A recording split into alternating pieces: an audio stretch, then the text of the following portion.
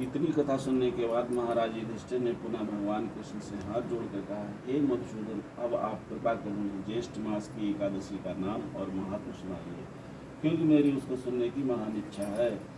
पांडुनंदन के ऐसे वचन सुन भगवान श्री कृष्ण ने कहा, ज्येष्ठ मास की कृष्ण पक्ष की एकादशी का नाम अपरा है, क्योंकि यह अपार पापों को नष्ट करने वाली है।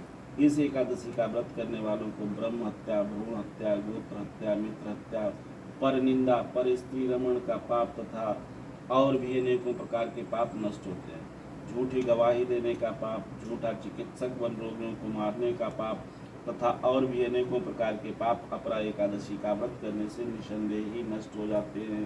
कार्तिक मास में पुष्कर में स्नान करने का जो पुण्य फल प्राप्त होता है एवं माघ मास में प्रयाग जी में त्रिवेणी स्नान एवं वेणी माधव के दर्शन करने का जो पुण्य फल होता है तथा फाल्गुन मास में शिवरात्रि व्रत करने एवं काशी जी में भगवान विश्वनाथ जी के दर्शन का जो पुण्य फल प्राप्त होता है, वह सब पुण्य फल एकमात्र अपरा एकादशी का व्रत करने से होता है। गया जाकर पितरों को पिंडदान करने का जो महान फल होता है एवं सिंहस्थ गुरु में गोमती स्नान का जो महान पुण्य फल होता है और कुंभ में केदार दर्शन का जो महान फल होता है तथा स्वर्णदान, अश्वदान, गजदान, भूमिदान, विद्यादान, अन्नदान, कन्यादान इत्यादि महादानों का जो फल होता है, वह महान पुण्य फल केवल एकमात्र अपरा एकादशी का व्रत धारण करने से होता है।